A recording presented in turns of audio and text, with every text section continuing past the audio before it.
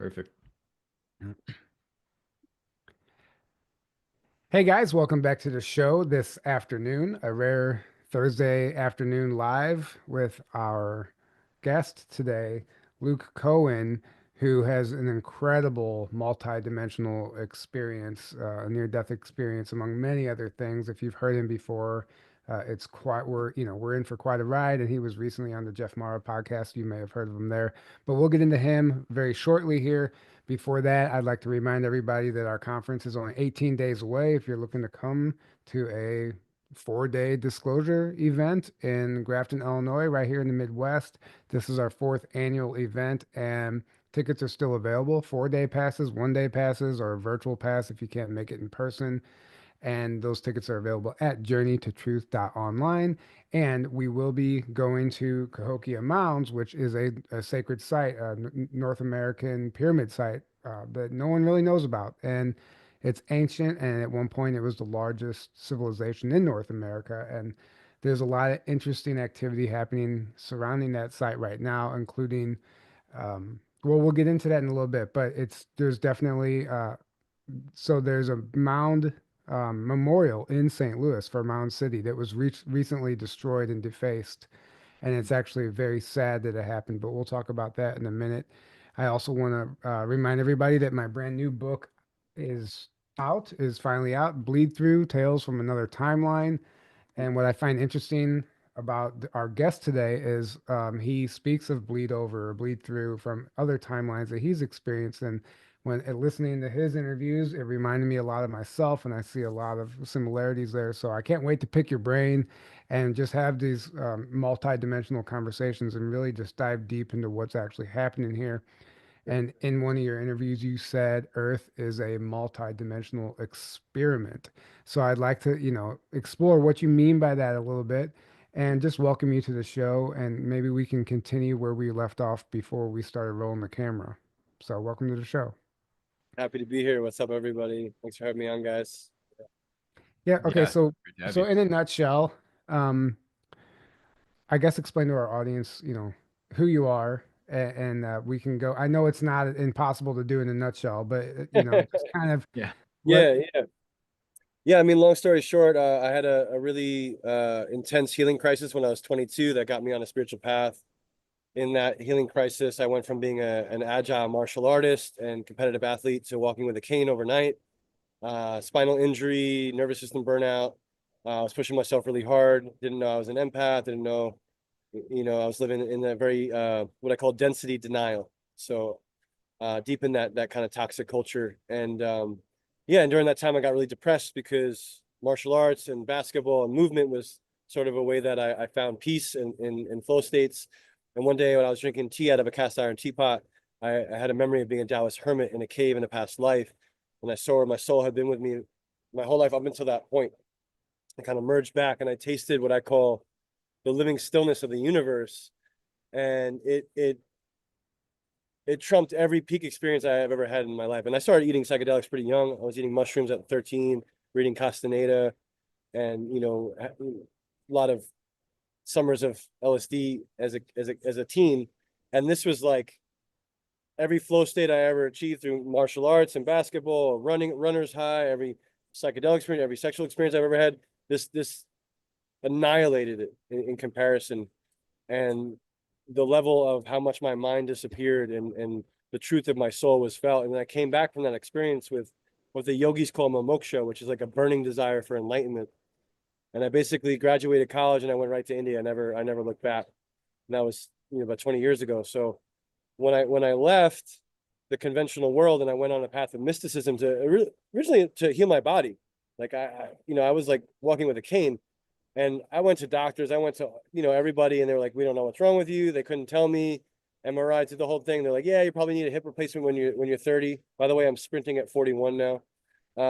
So, you know, got gaslit through that whole system and basically had to go on a path of healing myself. And so as I began to heal myself, I started to get passionate about what works and what doesn't. And then, got really passionate about community because I felt like there was a lack of community in the world where I came from, and I didn't know anybody was living that lifestyle. And so I started to curate community with a business partner in New York. And so, yeah, so I've had a long journey of doing deep healing work, building community. I'm also an artist. And my mission is to shift culture on the planet. And when it Oh, comes to the multidimensional and the mystical, I'm definitely a bridge uh, from that to like, I would say the practical, the relational. So I've gone very far out, as far out as you can go into consciousness. And I think that we're in a time where we have to return to our humanity, return to how we can function in society, in the world, have healthy relationships, have functioning businesses. So I've been in that full spectrum of going out and, you know, been to the jungles with the medicine man. I've spent immersive apprenticeships with some very far out mystical people. And that was what I dedicated my life to. And at some point I was asked to come back and start to return to the world, return to society. So here I am with a foot in both worlds. Happy to be here. yeah, it's Beautiful. incredible. And, listening to your journey, I mean, you've definitely played with psychedelics, and that's very apparent. And I think that's a beautiful thing because I think that's where the expansion occurs. And the further I get down my path, I realize, like, when I'm having conversations with people about truth and the nature of reality, it's very apparent where their programming, where their information stems from. And if somebody has explored psychedelics, their Yeah, answers and perspectives are so much grander, right? right, And right. just zoomed out and beautiful. And Yeah, then you can also, and the people who haven't dabbled in that, their explanations are very rooted, they're very surface level, and they're grounded here and what fits. And I love your perspectives because you truly do. I know I keep saying this, have a multi-dimensional perspective because, you even mentioned like tapping into parallel versions of yourself and that bleeds through sometimes. So maybe you can explain what that's like, for you. yeah. And just to speak to psychedelics, you know, I started as a young psychonaut, and then I put everything down for a while on a path of sobriety and a very deep practice of yoga, and met mystics that were living in that state without anything. And then I returned to it from an indigenous worldview, an indigenous led ceremony. So I got deep into plant medicine with native peoples and how they work with that traditionally. So my second phase of initiation with psychoactive plants was through very traditional methods of healing in tribal cultures that have lived this way for thousands of years. And then at one point I was also asked to let go of all of it and move into a deeper path of sobriety again, which is where I'm at now. I tend to, I think it's important in a phase for some people, and for some people they'll work with it their whole lives. Like I have, you know, almost 12 years of experience specifically with ayahuasca and 15 years of peyote, and I really respect those traditions and that traditional way of doing it. What I'm seeing now in the world is a bit of an erosion of that level of reverence and initiatory rites to work with it in a healthy way.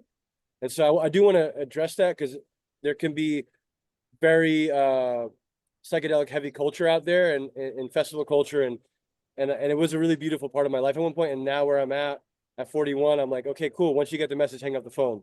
Like at some point you got to come back and grow roots, and the Taoist teachings, and sort of having really powerful teachers and mystic teachers in Qigong and those lineages. It's like they have some very radical opposing beliefs around the stuff of like burning the midnight oil, and you know your kidney jing is being harvested to create these visionary experiences, and like that does have consequence and impact on your light body, on your nervous system. And so education and understanding and having other foundational practices can make it a much more beneficial process, because I think that there's a revival. So I was reading Terence McKenna as well, and Terence talks about like, what you're talking about, and that was one of my early sort of developmental, sort of mentors, if you will, was Terence McKenna. And, he talks about, you know, going into that space and coming back with something novel, like bringing something back to the conventional world that like you can't find that in the conventional world. Kind of like you're saying, like if you're really conditioned,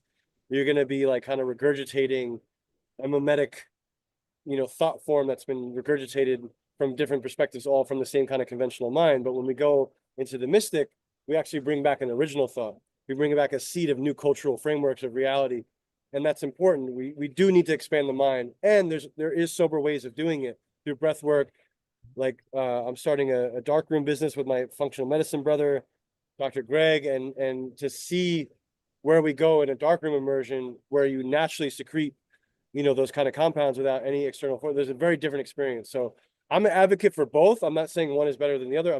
I know it works for me, and I know the importance that my early development, I did get cracked open, and I'm still healing some of the abuse of where I overdid the ayahuasca, or I overdid some of those things, didn't have other things in place yet. And where multidimensionality comes online, psychedelics can help us access that. And I would say the reason that I tipped into a certain embodied relationship with multidimensionality was a lot more through the mentorships that I was doing that was stripping my coping strategies and defense systems, which is like how we develop as children and as young adults and as at different stages, like the ways that we survived our reality. And psychedelics can just rip those away. And all of a sudden you're just a soul, which I believe the soul is actually psychedelic in its nature. So what we call psychedelics is not just the effect of the neurochemistry shifting, it's actually the veils thinning to the natural psychedelic multidimensional state of the soul. That's why, like in Tibetan mythology around the bardos are a very psychedelic type experience. When you leave your body and you die and you go between incarnations, it's like a big psychedelic trip. So there's a lot of this like, early 60s dialogue between, these tulkus and these rinpoches and these yogis and these mystics and like 60s psychedelic culture. They're like, okay, cool. There's some kind of weird overlap here between mysticism and psychedelics. And there's something about the sustainability of when we dismantle those sort of coping strategies and defense systems naturally and gradually by healing trauma, where the multidimensionality starts to tip over. And so I think psychedelics can be like an infusion of like, yo, you're multidimensional, and there's like, you're fanning the fire of the spirit to know itself as that. But at some point, in order to live into that experience of multidimensionality on a day-to-day basis, it's helpful to have lineage, and it's helpful to have guidance, because essentially all cultures that had initiatic rites, we would be introduced to our multidimensionality gradually because there's a lot of responsibility. And when we open it up too fast, that's where you get psychosis. If you open it up too fast, that's where you get really ungrounded people that can't bring their multidimensionality back into society. And in the age of Aquarius, we need to bring our multidimensionality back to the market. We need to like come out of the cave. We need to come back and be in village. And that's what we've lost in this time, is both village and the initiatic rites and the integration of how mystical cultures work with these technologies in more effective, time tested manners. And we're in an accelerated time. So it's like the universe is giving you all the information and all the things in a bombarded way. And so there's risk and reward with that. Right. When you go down an accelerated path of initiation and you don't have anyone to reference, or you don't even know what's happening to you, people get Kundalini awakenings, people get nervous system burnouts, people they'll lose their mind. And that's like the conventional mind's fear of psychedelics is like, oh, you're going to lose your mind. Right. And there's a healthy version of that, and there's a very real unhealthy version of that when people someone goes into psychosis. But as a practitioner, I understand that psychosis happens when there's not a space for the trauma, when there's not a space for the personality to be able to bridge that multidimensional reality with our third dimensional reality, which is just as powerful and just as sacred as where we go in spirit world. They're equally valid. Mm-hmm. Yeah. So, I mean, there's so much there to unpack, and beautiful explanation. Okay, well, let's jump back to your near-death experience and what you saw when you were in these other realities, in the astral realm, and exploring consciousness, and what revelations occurred there, and then how did you perceive Earth once you came back? So I've had 3 in my whole life, and the first one happened when I was 4 in anaphylactic shock. And I believe in retrospect that the Arcturians were working with me very deeply when I was 4. And I had this feeling of like expansion and contraction, like my body and relational orientation of space-time was kind of doing this weird accordion sort of experience at 4. And so I had you're 4 years old, your cognition's not even fully onto your 5. So a lot of it was emotional, energetic. And but in retrospect, I can understand what was actually happening to me. And when I kind of left my body at 4, I was in this liminal space that was like this kind of like the breath of the universe, of like this expansion and this contraction. And I was interfacing with what I now know as the Octurians at that time, and how they were trying to stabilize my light body in the initiation that I was going through at 4, and didn't have any frame of reference for it, obviously, at 4 years old. And so it was like one of those things that just gets buried in your subconscious, and then it comes up later through therapeutic process or ceremony or whatever. And then the main one that you guys heard about, that I shared about, was at the onset of COVID. I got dengue fever. Didn't know it was dengue when I had it, and I did the worst thing that you can do during a dengue fever, which is fast, because your platelets start to go down, and you actually need to eat and hydrate. And I was like, I got a fever, I'll just fast. Maybe it's this thing that's going around. And then next thing you know, I go to use the toilet, and I'm gone, just gone. No memory, no white light. I was just gone. Next thing I knew, I was traveling down on a what I can only describe as like a DMT light bridge. I've had five MEO experiences. That was the only thing I could describe it as. It's like this golden, bridge. And all of a sudden I was back in my body, and my ex-partner at the time was pounding on my chest, crying. She's like, "Oh my God, you were gone, you were gone, you were gone." And I was like, I was back, and I knew I was back, and I'm like, I'm back. And I could feel all this sort of golden kind of Christ-like energy pouring into me. And I had no fear in my body. And I was like, call an ambulance. And I was very rational, logical. And went in the ambulance. And then I had this kind of shamanic fever journey in the hospital for about a week. And I was accessing these past lives of where I've died from fever. So I would wake up, and I'd be in a castle in Scotland with my wife and child. And there's like a fire. And I have this kind of mortal wound that I'm dying from slowly in my waist. And I go back to sleep, and I wake up, and I'd be in a slum in Calcutta as a little Indian child, shaking and sweating with fever. And then I go back to sleep. And I was just going through lifetimes like that.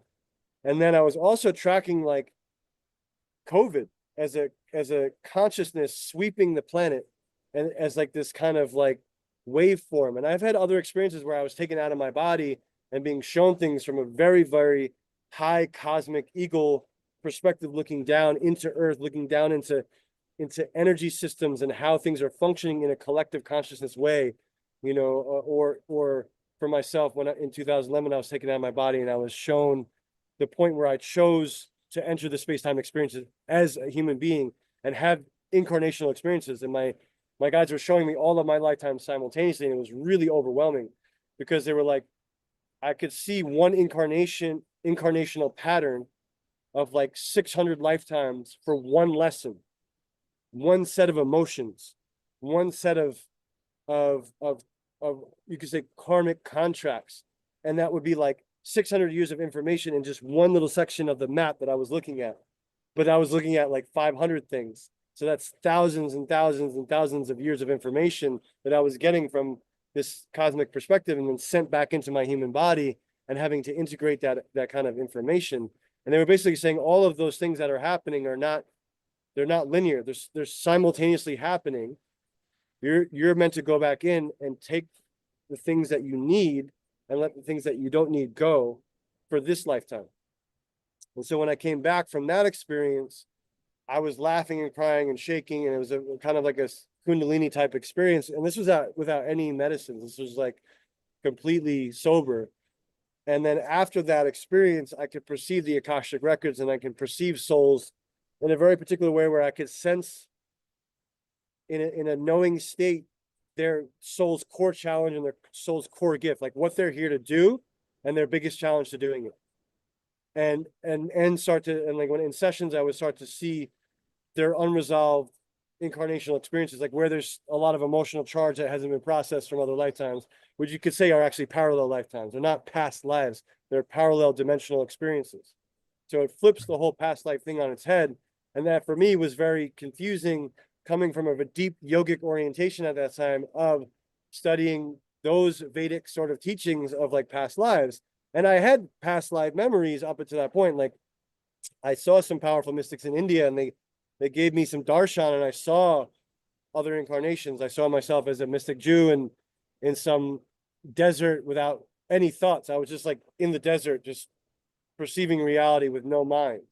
And I remember the vastness of the desert and being oriented in soul awareness with no mind, right? And so having those kind of past life memories up until that point, it was like annihilated. And I was like, oh my God, these are parallel timeline experiences. And I would start to have that bleed over that you were excited to talk about, where I'd be like walking in New York and I see a group of people on the horizon. I'd go to reach for my katana and there's no katana and I'm not in Japan. And I'm like, wait, I'm in New York and I'm me this timeline. So these sort of habitual karmic, what we call samskaras or deep impressions, would show up in these little fractal moments. And I'd have to do some kind of inner work to reconcile the orientation that was happening. And then I met my teacher around this time. This happened. One of my teachers who works with the Akash and the Ascended Masters and the Lords of Karma and all this kind of stuff. And that opened up a whole different pathway for me, where I was really used to medicine work now.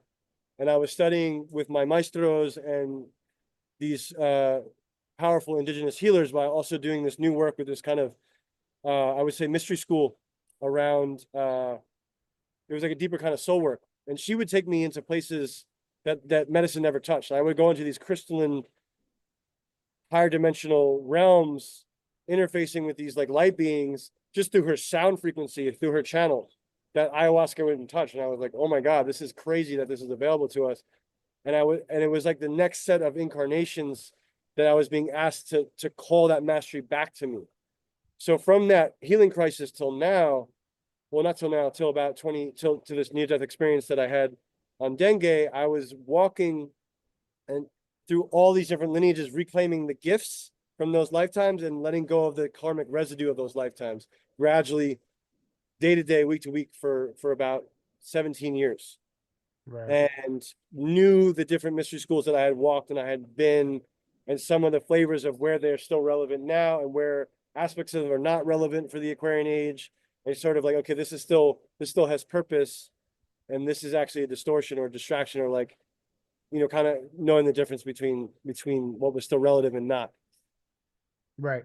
So, going back to the Earth is a multi-dimensional experiment, um, and you said Earth is a living library of creation, like a school, in a sense. And Yeah.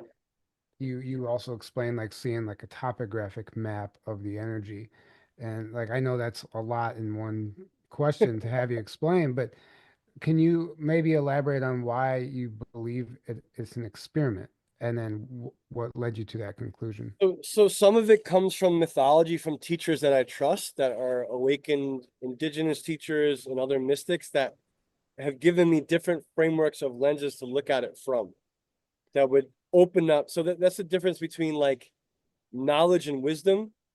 Is like you can read books and get information, and that will digest through the mental body and eventually trickle down to your emotional body, and then maybe eventually, enter into like a spiritual awareness as a framework or an understanding that's beyond the comprehension of the mind. So mystics give transmission that is a transmission of energy that entrains your consciousness to an awareness. So when you're at the foot of like a Buddhic being who has self-realized, and you're working with them, they transmit something to you, and now all of a sudden your soul knows something. Now, many of us have those incarnational experiences of we've achieved some kind of enlightenment in some kind of past life, but in this lifetime, we're meant to be in the world, and so we're not supposed to be this detached, aloof sort of witnessing consciousness kind of being. We're meant to like interface and participate, right? And so a lot of us that are old souls that have had many incarnations, we meet at these events, and all of a sudden we're sharing codes. We're having heart-to-heart dialogue. We're not just giving a bunch of mental noise and ideas about, this is what I think about reality, which like, oh my God, I lived through this thing. And then all of a sudden there's a transmission from my heart to yours, and you're like, whoa, you feel it. And it's kind of sparking some kind of soul awareness for you. And that's like a milder case of that kind of energetic exchange, right? So a lot of my orientation towards what you're asking me came through direct transmissions from awakened beings that were helping me shape my worldview, if you will call it that, was more of my soul awareness around what this situation is. Like, what are we in as an incarnation? Like, and so the combination of my lived experience of having things like that, being taken out of body and looking and from the mythology of some of these teachers and some of these masters, gradually that sort of understanding came about. And one of the teachings that I received was the idea that our chakra system as an experiment is that if you were to go, say, to Sirius or Arcturus as a soul, and that the planetary place in the universe, Arcturus, is a particular kind of mystery school that you go to learn things. So you go to Arcturus to get mastery over a type of third chakra kind of experiment in consciousness. You gain third chakra mastery in Arcturus, and then in Pleiades, you're getting a certain kind of heart chakra mastery. You're getting codes around compassion and discernment. You're getting a type of mystery school initiation as a soul through a particular framework. Earth has 13 simultaneous mystery schools, which are chakras, that are drawing from all these other mystery schools that has seeded that here, and that we're in a simultaneous multidimensionality where we're actually have the opportunity to master 13 chakras in one lifetime.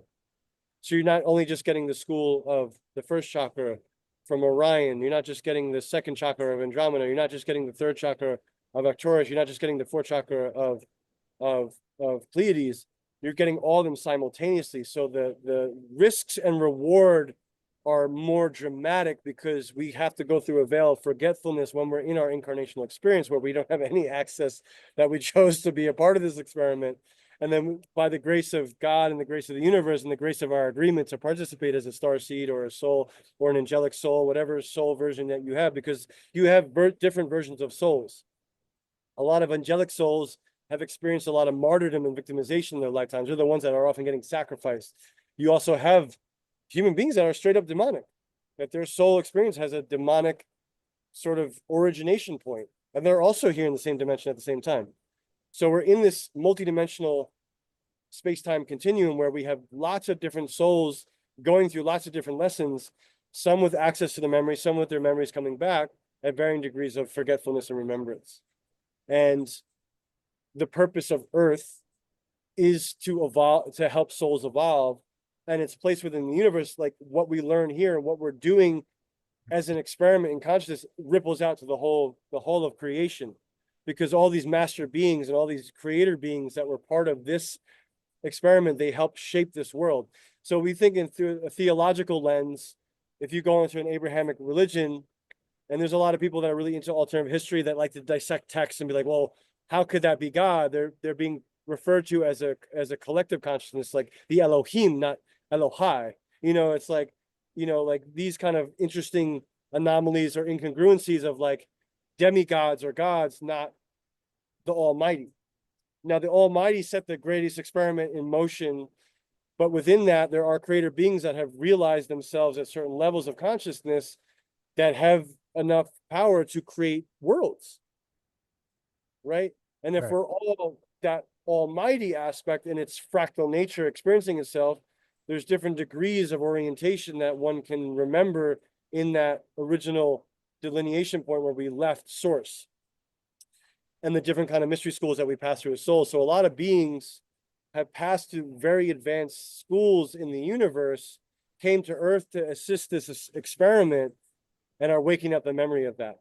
And so they remember being in Sirius and agreeing to come down to Earth. They remember being from wherever they were in the universe, or from the angelic realms of unified consciousness, of love, light, and an infinite knowing, and then descending into this place of density.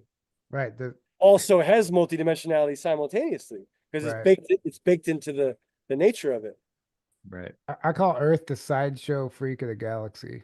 I was actually just thinking about that this morning because I'm dealing with stuff right now, and it's like we're all leveling up, and these old timelines test us, and they try to like kind of draw you back, and it's a big test, and there's lessons in it, and I'm like, Yeah, why am I being tempted in these areas, and like how is my body feeling? Like you right, said something like I don't even know how you worded it at the beginning about this density test or something, and I was like, I feel that. That's kind of what I'm experiencing right. now, and but as you start to break through, like you're gonna constantly be tested and pulled back, and if you're not self-aware, you could easily fall back into the same pattern. So you talking about living the same life 600 times just for one lesson or whatever that Sure. was. I Yeah, feel that. I feel right. that. And we're in that time where those kinds of lessons are available week to week, day to day, relationally, like through the mirror of community. You're accessing a past life through this one relationship soul contract, where you wouldn't have had any memory of Atlantis or any memory of Lemuria or any memory of whatever continent and cultural, framework, unless you met that soul contract, which triggers that, puts the key right into your DNA and unlocks it. And even though it's uncomfortable and confronting, they're actually catalyzing an opportunity for karmic absolution and karmic resolution. So we have these sort of destiny threads of different beings that are meant to come into our life and catalyze some kind of growth. Now, you can look at that from a very grounded level of the psychology of development, and you're playing out some kind of wounding with somebody, and they get projected onto you, and they project onto you, and you heal that way. But there's also, from my experience, very real incarnational soul contracts where you're like, you meet someone and you have no idea why you love each other so much or hate each other so much.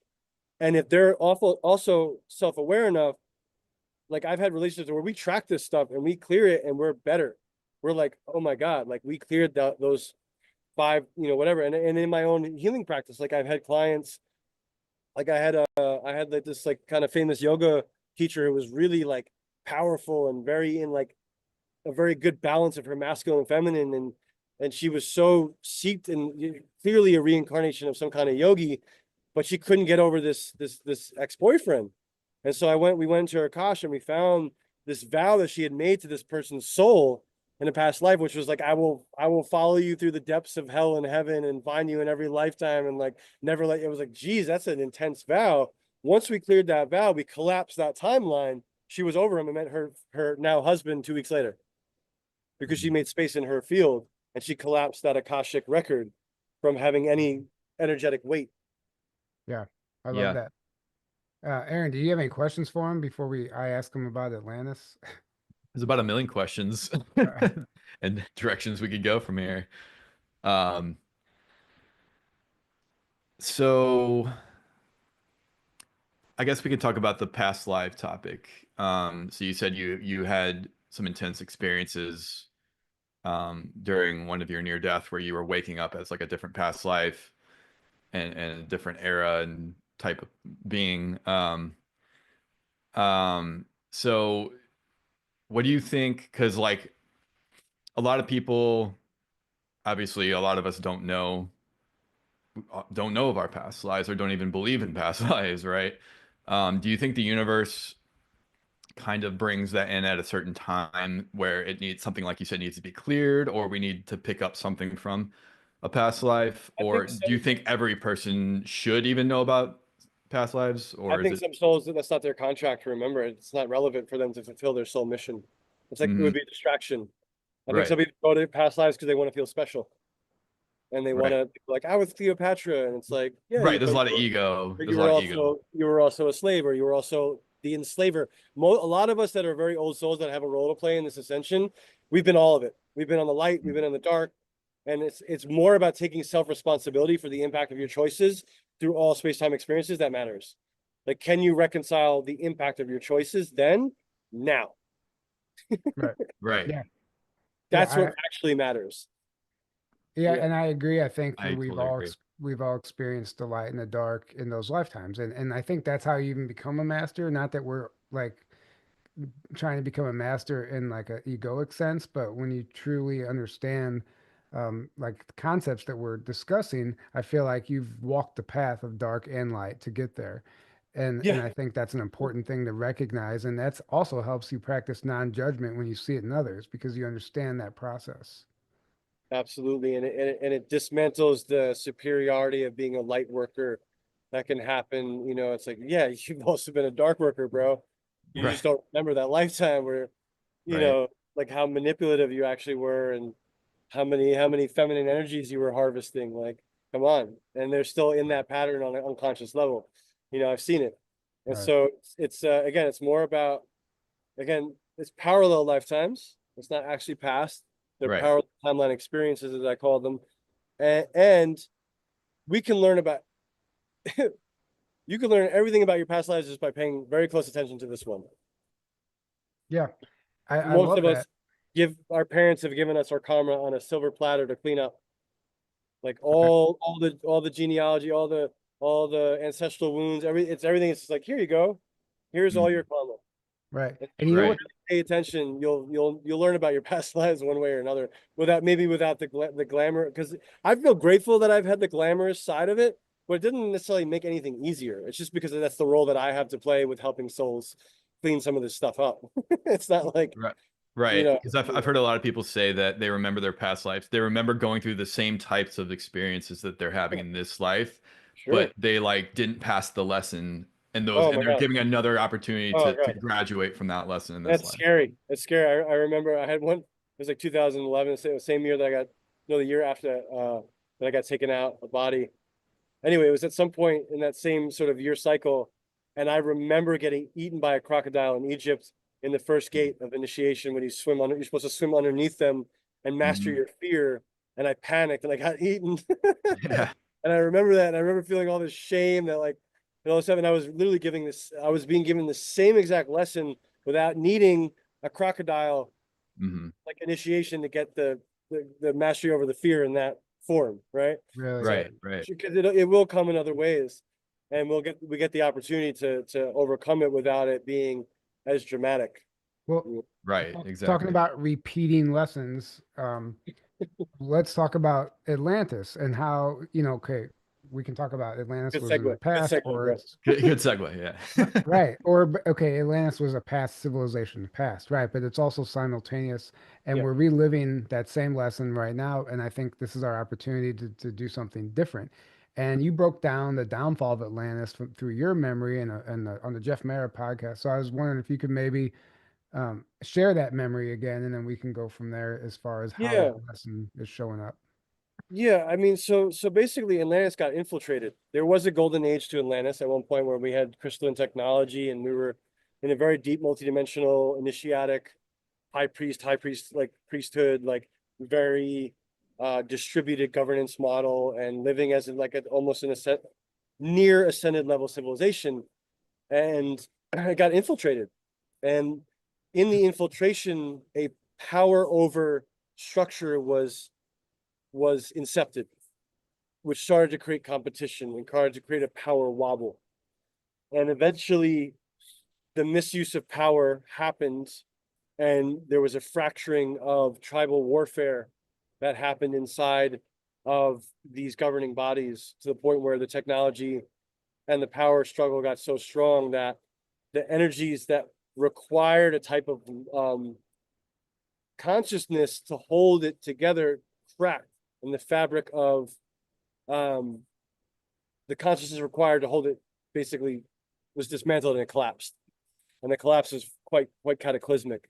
And so I remember this is also like after like maybe 9 months into 2020 or a year, maybe it was 2021, that I had a karmic contract with a woman that I was in a union with there. And it and our separating the fracturing of it triggered that Atlantean timeline.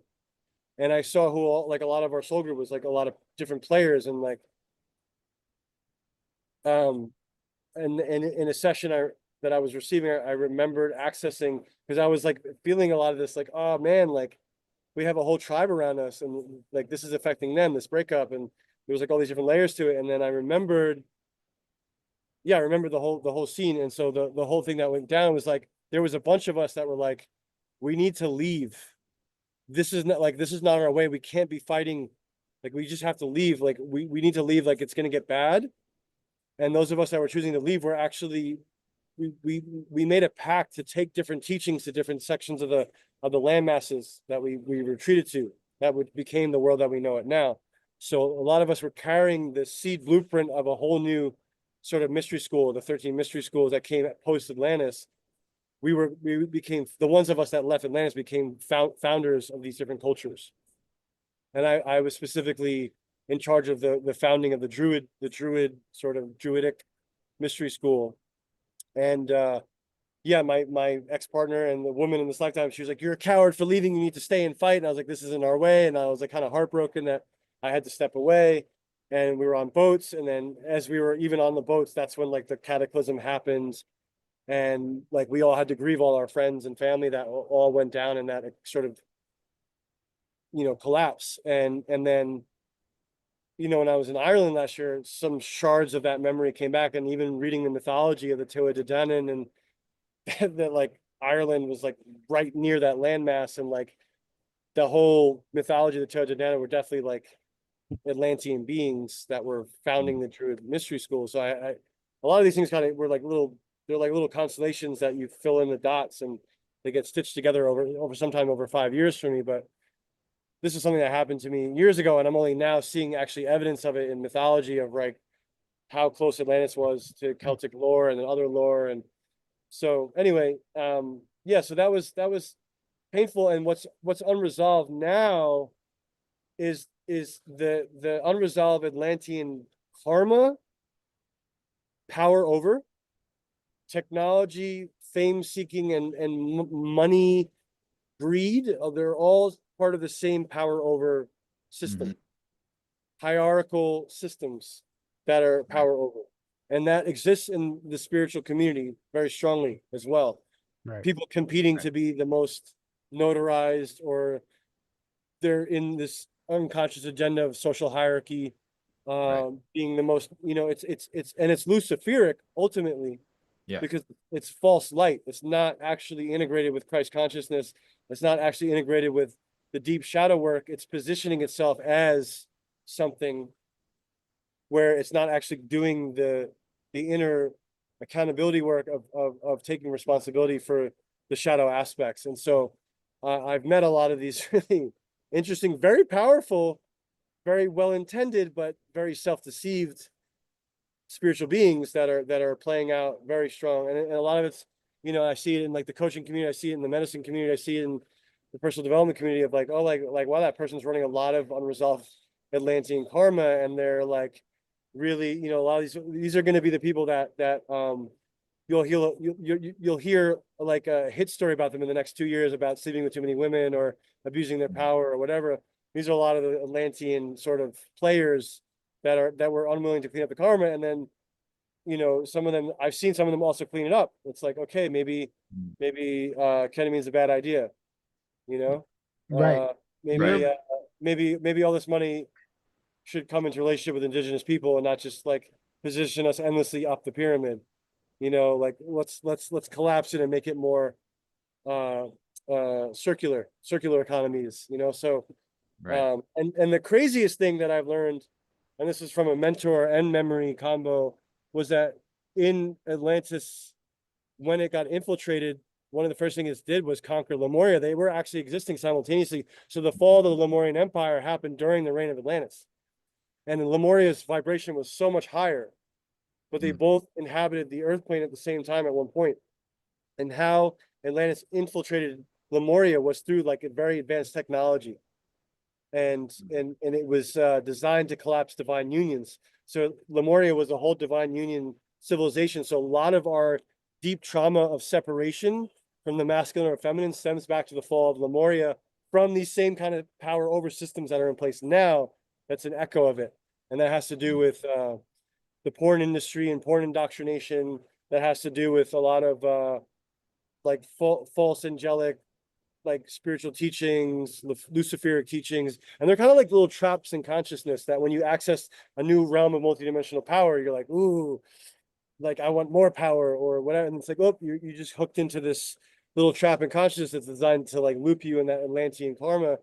And it's kind of like in the Dark Crystal, that kind of mythology of like, they were the same founders, and some of them became the Skeksis and some of them became the mystics. But in the end, they have to return into the oneness again and repair the crystal. It's like, we have so much awesome mythology around this stuff in our cultures. Yeah. Oh yeah. I absolutely love that, how you broke that down, the unresolved Atlantean karma that some of these spiritual gurus and, galactic ambassadors, whoever it may be, like the hierarchy is still there, and it's very important to them that they're looked up to and put on a pedestal. And a lot of people take the bait, and we see this happen time and time again.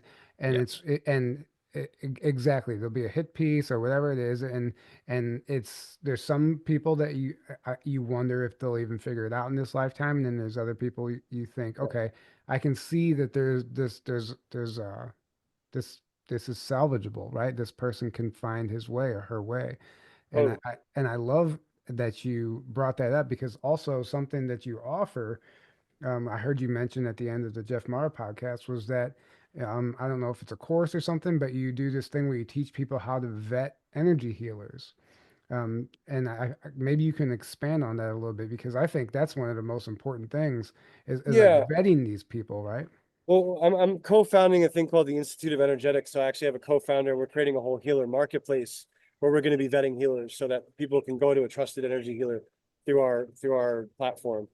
Personally, I've been in the work for 20 years and I've seen that like a healthy spiritual teacher or a healthy healer, they're not taking responsibility for the one that's healing you. They're assisting you in healing yourself. If they take too much credit for it, you could see their kind of the pride or the ego of like, I'm the one doing it. Red flag. If they don't have a sense of humor, if they're not honest about their own flaws, like I share with my clients and my community and online, I'm very transparent that like I'm human. I got stuff I'm working on. I'm not completely resolved. I'm not like, completely Yeah. enlightened being. I have really amazing gifts and I can tap into a stream of mastery when I work with someone. But part of my mastery is to unlock other people's mastery. It's not to create a dependency on me. Like Yeah. I'm here to graduate as many people as possible. And so a lot of the false light energy healers, it's very hierarchical and there's a lot of harvesting of resources and energy and to keep them kind of like endlessly enrolled in some kind of funnel of some sort. They don't have a sense of humor. There's usually some kind of misaligned sexual energy. Like there's a lot of red flags to look for. And this is across the board from money coaches to tantra teachers to there's indigenous elders that are abusing their sexual power. It doesn't just because they're indigenous or just because they're this, they're still human beings. And if they're not honest about their humanity, I wouldn't work with them personally. Beautifully said. I Yeah, absolutely love very well that. said. I You mean, can feel the parasitic energy coming from these types of people if you're in a healthy place. But a Right. lot of times A lot of people are. Yeah. the people that are attracted to these people are not in a health, and that's why they're attracted to them in the first place. Right. And then they just feed off of all their followers. And it's like Totally. this, it's like a trauma bond on a large scale, It's right? It's like a deep. Oh, narcissist empath trauma bond on a grand scale where it's it's real. like they're the Yeah. narcissist and they have all these people they're feeding on that they keep Right. in their web all the And time. a lot of the spiritual communities, because there isn't a type of ethics or sense-making relational village fabric in place, it's a lot about spiritual narcissism reinforcing spiritual narcissism. So a lot of narcissists or covert narcissists hang out in these communities because they are really good at actually enabling that behavior.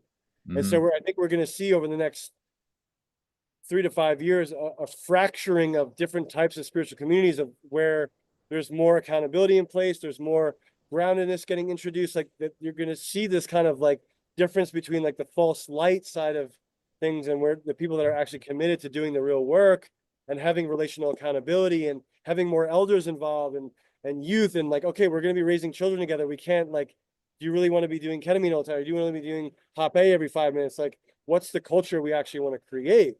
And so there's a fracturing in the whole scene right now because we come from fractured cultures of indigeneity. We've lost place. We don't know who our ancestors are. So that's like, for those that are really interested in healing, one of the most powerful things you can do is start to investigate your own ancestry and start to get back through your lineage and find the trauma, the generational trauma, because it's really, for me, the trauma work is where all these multidimensional concepts, all the beauty of mysticism, because I love it. I mean, don't get me wrong, I love it. But where it starts to hit the ground in a new way is where we address the trauma, where we get into the minutia of the unglamorous, identity stripping, hard shadow work, where we have to be with parts of ourselves that we've avoided sometimes through lifetimes. right.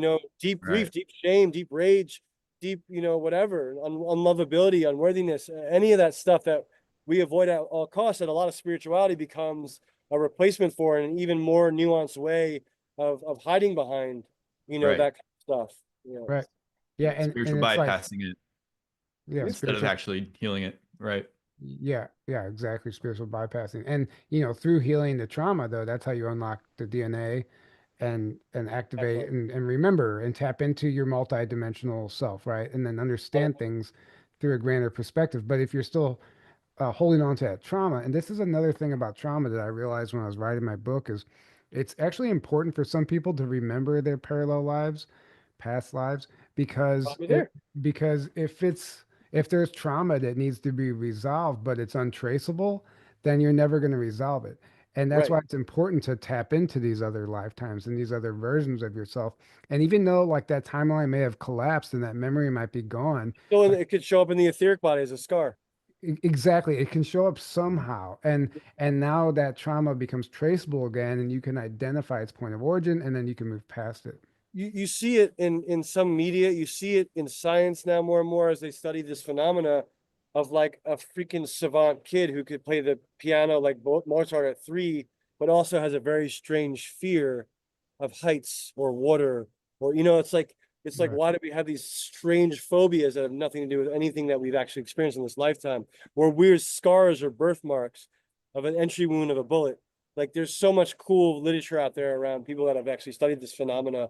There's even a cool movie, I forget the name of it, but like he goes to India, he loses his partner in like an elevator shaft, and then finds this little girl that has the same eyes, and she has a fear of elevators. And it's like this really deep, I forget the name of that movie. It was one of the most profound, like science and spirituality. Like he's rational and he's trying to solve it through this scientific thing, but then it's like this unexplainable phenomena. And we're in that time as well. Like that's also where the break off in Atlantis happened, is that science and spirituality were one. Our Mhm. sciences at one point were astrology, were quantum physics, like, and versus like what we have now, which is like this like Newtonian like indoctrination template of Yeah. inanimacy, and that's like de-animatizing a living universe. It's Nothing not exists it's beyond the not five science. senses. Yeah, it's not science. Right. It's not real science. Right. It's a framework of indoctrination, where It's a every religion. nation had assigned their science was about understanding the nature of the universe and how it Mhm. works, which is inherently spiritual. So they weren't separate. Right. So Right. post Atlantis fall, when the next wave of like off-planet influences came in, um, and there was the next like Rome and that kind of colonization trauma, which is also past life and also generational. Like the world we've inherited is generational wounding from Rome. So that Right. you could say that's past life, but it's also just actual like linear trauma as well. Right. This is where the Right. cool intersection point is between like the multidimensional timeline stuff and like the very real generational trauma from Rome, because we like that's what colonized the world, and the false sciences that came were post Rome. Right. Exactly. There's so many interesting points here. For one, the science and spirituality, obviously, right? I spoke at the Star Knowledge conference last year, and one of the elders was talking about the breakthroughs in technology that he was seeing on the internet. And he was telling the audience, he's like, we've known this the We've done whole this forever. time. We've been trying to tell you guys, like, Right. Right. but and it's like this isn't a breakthrough. This is not This new isn't, information yeah. And then it's at so all. funny because he was giving examples of like the articles and stuff. And it's funny because in the world, like if you're not privy to that, right? You're not in that world, it just looks like an amazing technological breakthrough. But it's just old. It's like these people are coming back online and these memories, the collective is catching on, which It is. which brings me to my next point. I'd love you to expand on if you could. Right now, okay, moving forward into the future, there's a clear bifurcation, right? There's this split happening, and there's these two timelines with however you want to perceive it, right? What does the future look like in your eyes? Because of the belief that like we can choose one or the other, whether consciously or unconsciously, and like the way we pursue our life, our daily life, is how we're going to create our future. Yeah, I mean, I resonate with the bifurcation sort of Celestine prophecy kind of idea on one level. Another level, I wonder if it's an inception to create passivity and hopeful thinking Right. versus like practical grounded preparation for what also might happen. And I don't think it's just two timelines. I think there's multiple potential timelines right now, and we're in a timeline flux over the next 2 years. as we approach what human design founder Ra called the rise of the sleeping phoenix, what a lot of indigenous prophecies are talking about. 2027 is a kind of that we could call a bifurcation year, but I don't know if it's actually going to manifest as a bifurcation or not. It could also just be multiple places simultaneously existing. Just like right now, some people say, oh, we're in the Kali Yuga, but then you're in like a Sat Yuga like experience. You're in like a heaven on earth kind of place, paradise, and people are really in their hearts. And then there's a war happening simultaneously. So it's like, is it a bifurcation, or is it just like different sections that are going to be having different experiences? I don't know. It could be a full bifurcation.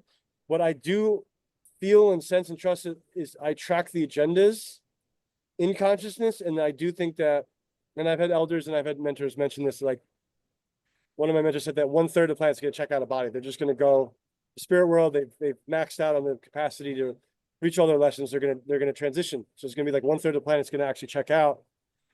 1/3 is going to sort of merge with technology and play that whole transhumanist thing.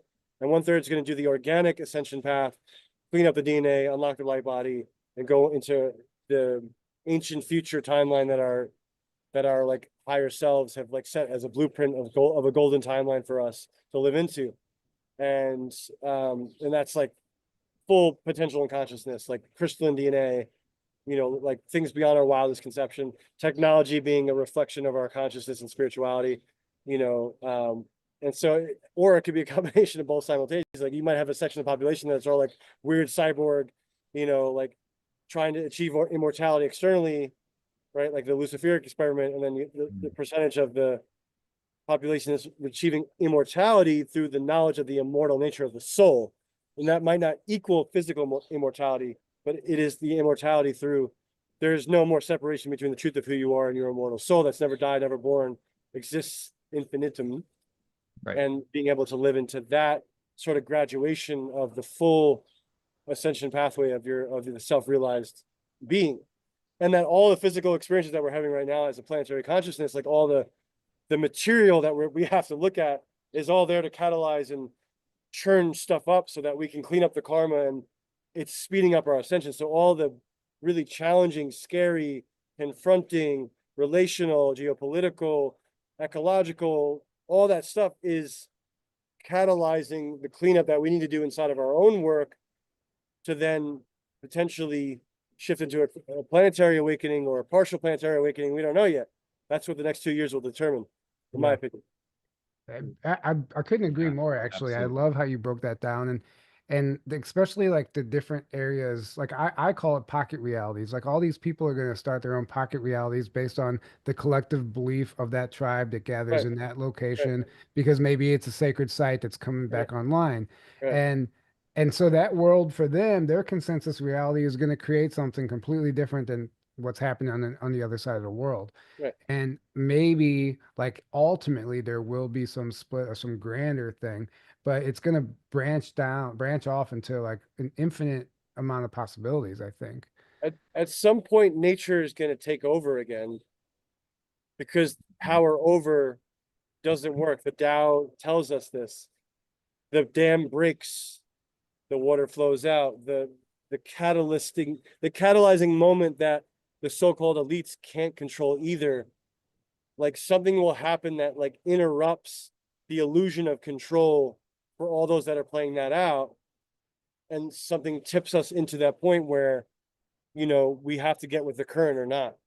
And I think there's the individual, tribal, and collective versions of those kinds of initiations where you're like, oh, I don't have control, but I can respond, you know. And Right. so there's something in that flux period right now where we know the dark sorcerer style of the so-called elites are trying to hijack the imagination of the collective so that we dream that world into being for them. So the Right. idea is, if people are awake in their co-creative capacity, multidimensionally online, creating consensus reality, as you call it, in islands of coherence, of shared reality, holding our boundaries, healing ourselves, so we don't need to play out that wound with some geopolitical structure anymore, because they're like, no, like you just can't do that anymore, bro. Right. Like no, you know. And so enough people have to find that no, and there's some version of the population that are like, they're like no, and they have to go through like the most extreme no, where others are just like no, like Right. that their no is just like in their field, and other people, their no is like making up for hundreds of years of being violated, of Right. like their no never existed, and so they have to go the complete other spectrum of reclaiming their no, right? So it like Right. you'll have these varying beings going through some kind of karma purifying or trauma purifying process that looks maybe really messy from the outside, based on what's happening in that region of consciousness or that station in creation, but ultimately it's moving us towards a collective remembrance of like, we're not separate from nature. Nature's running the show, and the ones that are trying to manipulate consciousness and get humanity to dream their world into being, they're going to have their reckoning point, and everything they're doing to try to control actually speeds up the collective awakening. Yes. So evil sows the seed of its own demise. And if you move into fight, you are now on their terms. Yeah. Mhm. And then you're in the density where they have reign. But as multidimensional beings, we have to vibrate higher and do our work. We don't enter the fray. We have to focus on creating something new, not fighting the old. Right. Yeah. And there's a Beautifully gray said. area where we have to set boundaries. So now you got to set a boundary. It's like, no, you know, don't tread on me. Like there might be pockets where like some gangster shit goes on. I don't know, you know, Right. but I prefer to give my energy to building the new, and orient and take responsibility for my lineage trauma of where I can move into a fear, or like, oh, interesting, my fear came after I watched that conspiracy video. That might have an etheric implant in it. Let me clear that implant. Now I'm not vibrating in that same fear. Like it is a spiritual warfare game that happens on a multidimensional level. So we got to learn. You have to learn how to become your own shaman and work with energy and move emotional energy and move in those spaces so that there isn't places for those kind of dark timelines to hook into your field. Look into you. Exactly. Yeah. Exactly. You know, that's beautiful. I love what you said, especially about watching a conspiracy video and receiving an etheric implant. Can you expand on that, please? Well, I mean, a lot of these things are psyops, man. They know they want the light workers vibrating super low and in fear to create their world, because that's how powerful we actually are. We're a percentage of the planet. The masses are going to go along for whatever ride we go along, and some of them can tip it to an awakened state and be like, oh my God, I'm not an NPC, I'm a soul, and I have choices, versus the default programming I've been on for the last 25 years of just indoctrination and automation and subconscious wounding and you know, being like a semi human, you know, just functioning behind the mask and in survival. People are going to get pop like popcorn, pop out of that for different reasons. Someone they love dies. They have an insight. Life is impermanent. Oh my God. 9/11 video. Oh shit. Our governments don't actually care about us. Like whatever the catalyst is to wake them up out of the dream state, you know, it's going to be what it's going to be, you know? And so but those energies that want to hijack the imagination of humanity, they're getting less and less permission by the nature of the evolving timeline to do shit physically. So they have to do it spiritually, they have to do it through media, they have to do it. And so some, you know, some sorcery is at work. And that looks like doing like an etheric implant inside of a conspiracy video that's like a trap in consciousness. And when you watch it, that, you know, that hooks into your field. And I've seen it in like the first Doctor Strange was amazing. It had transmission. The second one had some dark implants, and I had to like clear my field after watching it. I'm sensitive to feel that. Right. As a 20-year energy worker and Akashic reader, I'm like, ooh, well, like I could feel it after I like get out. I'm like, what is that? And I go in and I check in. I'm like, oh, I picked up 2 implants from that movie. Yeah. You know? I'm so glad you brought that up, because that's another thing I kind of cover in my book. I don't really refer to them as implants, but I understand like how those frequencies can open portals and allow attachments and stuff like that. It's a similar concept, but it's all like more evidence of this spiritual warfare that's at our doorstep. And as we, you know, like Right. I said earlier, as we begin to break through, you know, you're constantly like reinforcements are going to be sent in to try and keep you at bay. And that's the test, right? Yeah. Yeah. And not going into victimization, perpetration, or rescuing. That's how we pop out. And that's the most seductive thing for all of us as human beings. That's samsara in a nutshell. Right. Am I Mhm. going into rescuing? Am I so victimized I'm now turning perpetrator? Like if we look at what's happening in the Middle East, you know, there's all these different flavors of where we play out a pattern of either victim, perpetrator, or rescuer. Right. And that is the cycle that we need to break to create the golden timeline. Right. Yeah. If you're in Right. that victimhood mentality, you can easily become exactly what you can become the perpetrator. You can become exactly what you've been Mhm. fighting the whole And time. feel That's what justified in Right. doing it. that's what Right. happens. That's why you see people, you're like, oh my gosh, how can that person do that? How can they be so evil? Well, when Been abused you so hear much, their but backstory for the first time, you're like, oh, that was done to them. Oh, that person's dad did that to them, or whatever. You know, it's passed down. The victim becomes the victimizer until somebody says the buck stops here and heals, it's stops the the cycle. most subtle yet profound part of the healing journey that I've discovered is working with that framework and where I could take responsibility for all three of those aspects because I had all I'm still working some of that my victim out. I'm still working out moments of perpetration of where I my because of my street like my gang history want to move towards like a violent Mhm. or like a violent thought a violent thought form. I wouldn't like act on it, but even that there's some level of reactivity, and some of Right. those thought Right. forms are not even ours. We're just picking up the channel, you No. know. Yep. So like Right. we have to become masters of discernment, which is actually a chamber of the heart, not the mind. Right. So when we open the heart more and more through whatever alchemical practices, whether it's bhakti yoga and chanting, whether that's psychotherapeutic work and shadow, whatever you can do to open your heart, that's where the chamber of discernment and compassion lives. Compassion is the number one tool we have as light workers to traverse this time, and that means compassion for your own humanity, compassion for others. That locks you into soul frequency, compassion, and then also discernment, hummingbird. Um, Nice. discernment is we've had discernment and intuition beaten out of us generationally through indoctrination. And Right. so Right. whatever helps you reclaim discernment and intuition is going to be how you survive this multidimensional warfare timeline split that we're in. Right. And there's lots of little inceptions. You can go down the endless ayahuasca, end up in become like a little insect with a shriveled liver. You can go into the born again cult. You can go, it's like you got a million different choices. But if you can take self responsibility for your victim perpetrator and your rescuer and start to heal the generational trauma, you're going to reawaken your heart's energy to have discernment, intuition, compassion. You'll be able to start to metabolize the energy better that's coming for us because of things are only going to ramp up from here on out. Yeah. And the grace does too. And the oh my God, you're one of my people. I can like actually cry with you safely. Like those people also show up. So we're always given exactly what we can handle. Right. And so Exactly. I, I, um, yeah, I'd like to ask, and maybe we can close out on this, but this is something I encountered with two different people very recently.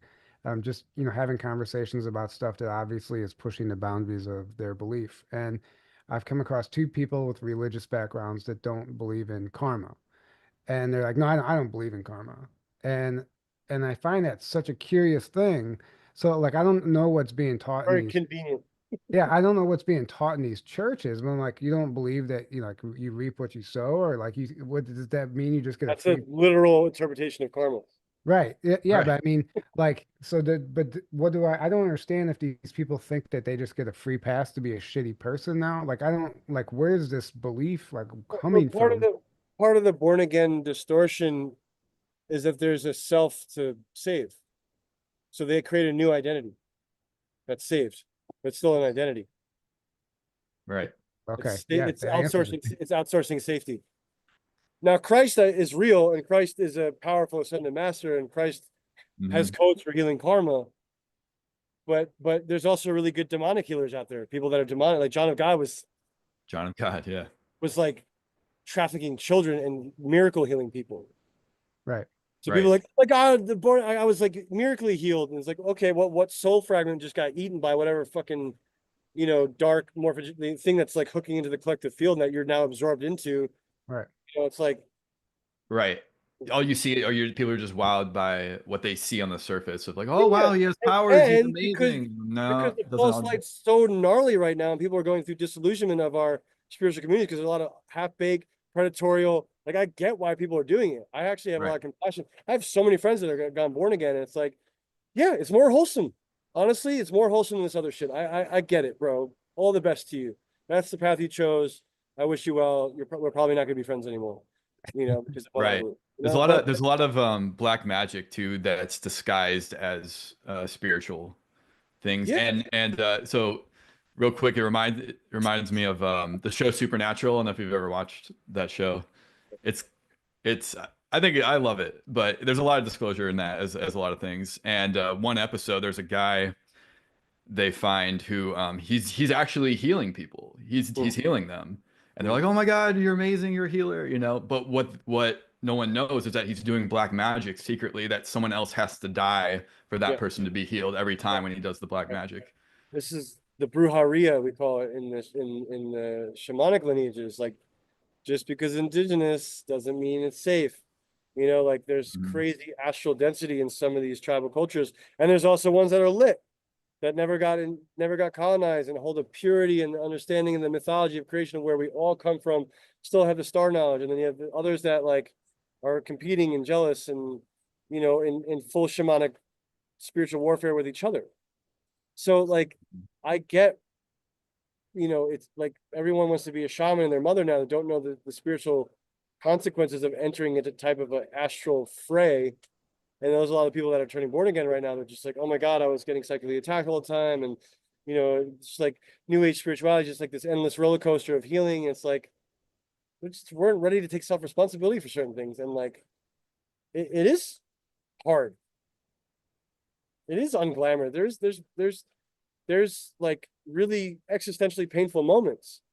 And so I totally have empathy for someone that just wants to be saved. And like, I'm fucking tired of healing because there's traps in consciousness where you will endlessly loop in your trauma and not actually heal it and just Right. feed that identity. Right. And so there's traps in religion, there's traps in new age spirituality, there's traps laid for us in consciousness. Again, it takes good mentorship, it takes good intuition, discernment, compassion to be able to traverse the razor's edge of the times that we're in. Right. And there's Yeah, no one size fits all for any of us.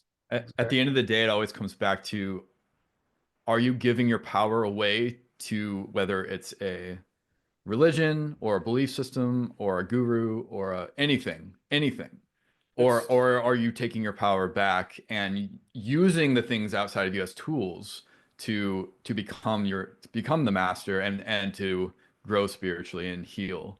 But what happens is everyone, the ego and the wounded ego and the wounds trap us in like you said, either you're a victim, I need saving by something outside of me, or it's the opposite of that, which is just the other side of You're the trying to save coin. others, and that's I'm going to save you, I'm going to save others, right? It's so just, I'll break down the 5 principles of integrated spirituality that I talk about and that I'm integrating into my body of work. And it's, do you have vices? And what are you doing to transmute those vices to cultivate virtues? Spirituality is meant to cultivate virtue. mhm. So spirituality without ethics is just about spiritual identity. So your spirituality needs to nourish actual morality and ethics. So if there's like a lineage and there's no ethics, probably not legit, right? So Right. what feelings are you avoiding? What feelings are you taking self-responsibility for? Spirituality should help you have, and healing should help you have more tools to be with the hurt feelings that are hard to be with, that are uncomfortable to sit with and cook in, address. Effective grieving is a part of healing. And if you don't have tools to effectively grieve, you'll find something else to be a replacement for effective grieving. So these are like some of the foundational principles of like healthy integrated spirituality is it taking me deeper into my body and helping me access the feelings that I've suppressed? Am I turning my vices into virtues? Am I transmuting the trauma and on my generations by taking self-responsibility for my choices? Am I in an honest relationship with the impact of my choices on my relationships? Things like that. Like, we got to find a way to be in the world and also still develop the mysticism so that it's not just like a way to hide out or a way to bedazzle other people and avoid ourselves. So Right. Beautifully said. Yeah. Yeah. You gotta be careful. Like, well, going back to the consciousness trap thing, this is another thing I write about in my book. Those consciousness traps will last forever if you're oh not. yeah, you can endlessly loop to the end of time if you don't Exactly. Right. And that's the whole goal of these, the dark forces, right? They place these distractions in your life to keep you on the lower timeline. So you make those choices every day that keep you bathing in those frequencies that keep you in that trap. And So go ahead. what are some of those traps? Well, I mean, put me on the spot here. A consciousness, I don't know. You tell me. Lust, Right, lust. There you go. Thank you. greed. Right, These are vices. right. The way that those things could hook in, it might look through this glamorous thing of like, oh yeah, she's a tantric dakini, sex healer. Hmm. But is Right. there an unconscious agenda to like, what's really going on? You know what I mean? It looks as this like looks nice, but Yeah. there's lust frequency at the end of it. And we know what happens when you enter into the lust frequency. You're gonna be paying with your life force right into the matrix. Right. Yeah. Right. Yeah, absolutely. And that's the example I use in my book. I just couldn't answer you on the spot there, but I use the relationships this relationship that I was in personally that involved lust. And it was very much, I mistaked it for Still love. healing that. Right? I was mistaking it for love, actually. And it was like this fixation. And actually, I was under a spell. But at the Right? end of the day, it was really a consciousness trap. But there was a lot of there was a lot of factors at play that I never even would have recognized had I not been in it. So I had to Right. be in it to recognize it. And now I can identify that moving forward. And once Yep. you're aware, then you can navigate that because, and you like, it'll be less Yep. effective next time because they will try again, but now you know what to look for. You've You know what a grown great now. consciousness trap is? Twin flames. Right. Yeah. Oh, oh, I use that oh, exact yes. example too. Right. Yeah. Now I can spot a trauma bond from a mile away. Right. Right. Exactly. I And then, really appreciate you naming that vulnerably for yourself, man. Like I realized that I replaced love with lust when I was indoctrinated into foreign culture at 12 years old, you know? And that's something I'm cleaning up now, you know? right. Right. It's an And, example of a consciousness trap. yeah, Right. Why Because do you exactly. think it's there's actual energies behind those systems of hypersexualization that are trying to prevent divine union on this planet. Let's keep all the spiritual men stuck in the looking for the female gaze, not able to commit to one being, so that they never enter divine union and bring us like a high being down to the planet through high alchemical sacred sexual magic, and just get swirled in the poly tantra bullshit. Like that, Right. there's right? entities behind that want spiritual community doing all that shit. Oh, Right. exactly. And Right. I I break this down, but it's like, okay, they exploit, like sometimes it'll be a real connection that you'll have with somebody that it might be a trauma bond that you could maybe get past, right? But I think they'll exploit a connection also to lose harvest off of that. Hmm. Yeah, I mean, And I've been there. right, yeah, exactly. So they'll exploit it, but in a way that it's like you always like to me, I wonder, well, what would have happened if it wasn't being exploited? Well, what would we have gone past that, you know? Yeah, but that kind of wishful thinking still ignores the day-to-day lived reality of being in a relationship with someone that's not a correct match. Right, right. Yeah, But and it's because your vibration drops in that kind of trauma bond, and the addiction to the kind of sexual intensity that happens through those things, that attracts entities, that attracts that kind of grid.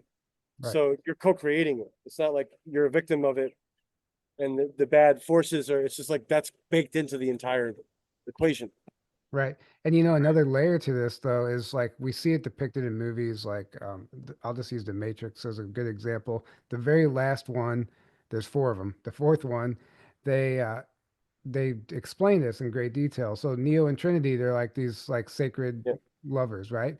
yeah. And they realize in the movie that together they're detrimental to the dark because they're very powerful. Mhm. But if Absolutely. he figured out that if he can keep them just far enough, but to Yep. remain like this slightly connected, they could exploit that connection and use it to their advantage. So Feed Right. off the that's what, energy that it creates. yeah, Yeah, yeah. So I feel like that's happening with a lot of people. that's valid. That's Yeah, valid. And the version of those people, it's their unresolved work that has them in like a conventional, like, oh, it's safer over here with this like certified doctor husband versus like this partner over here that like awakens my multidimensionality, and I'm scared to touch it. So I'm going to go where it's safe and familiar. Right. What my You soul know, really wants really versus want is what feeling the my crack of ego fear. is Yeah, afraid to do and yeah. values the safety. We see that there's myriads of ways that people self-betray their soul's whispers every freaking day. And that's just an exaggerated, more painful one to look at. Right. Because Mhm. we all, Right. I think we're all, I think most spiritual people have a natural, hopeless romantic in them that wants to meet their soulmate. But then the Disney programming and the indoctrination and all the other stuff and the twin flame false light template, you know, it's actually when it's not coming from wholesomeness of like, you complete me, and like, I'm not, like, you're a God being, you're a multidimensional God being. Like, you Right. get to have a mirror when you love these parts of yourself. It doesn't come before that. You don't bypass the self-love that you think you're going to get from someone else. Like, they're traps. It's a trap in consciousness, but it's Mhm. also normal. We are pre-programmed for divine union. We're here for it. A lot of us are. Right. You know, And I so think it's deep. It's deep. right. I think you nailed it where it's like at a soul level, you know that and you're longing for that. But then what happens is the ego and the unhealed Yeah. ego self gets Yeah. caught in the traps of like a trauma bond Yeah. or the narcissist empath relationship. And but like once it's so bad that they don't see the red flags and they fall for that, thinking it is the twin flame, thinking it is the divine union, Right. until finally the relationship blows up at a certain point, or sometimes people go many years in those and are in denial, and you know, Yeah. then it just makes their own trauma worse, and they're not healing. It's deep. I I've mean, seen that many that's a times. whole podcast in and of itself. That's a whole So that's a whole topic yeah, we in can go ahead and itself. start wrapping this up, but I do want to bring us back to something you said really quick about Atlantis or Lumeria. You talked about that infiltration hijacking the divine union, right? So it started back then or Yep.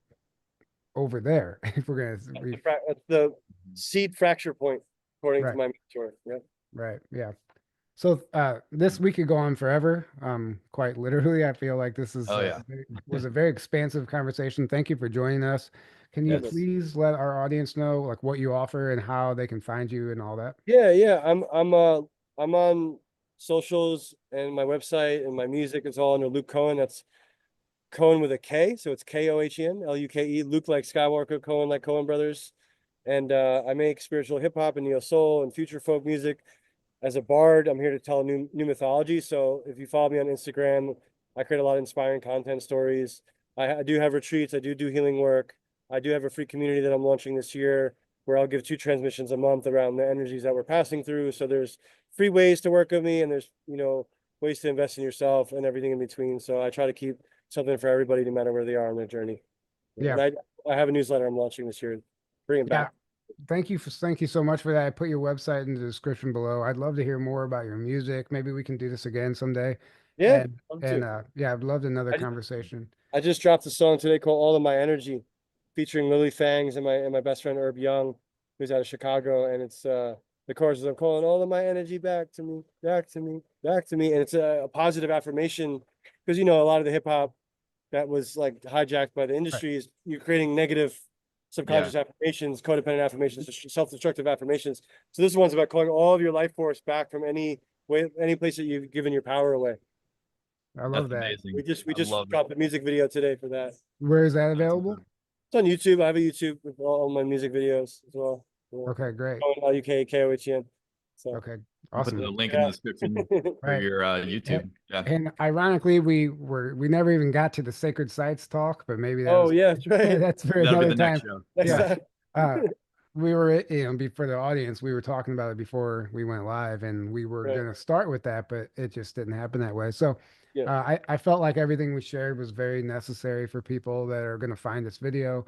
And I appreciate what you're doing and keep up the great work. Thank you so much for Yeah. joining us today. Congrats And on the book, and thanks for having me on. And if you guys ever want to come out to Glastonbury for Sacred Sites, I'll be out there. I'm out there most summers and falls. So yeah, okay. Okay, awesome. Yeah, we'll stay in touch. And yeah, everyone go check out his website. I'll put his YouTube video in the description as well. We'll go check out that new song he just dropped today. And awesome. thank you all for being here. We can't do this without you. Thank you for the love and support. It means everything to us, and it's the reason we keep doing this. So until next time, have a great evening, afternoon. Good night. Cool, guys. and I gotta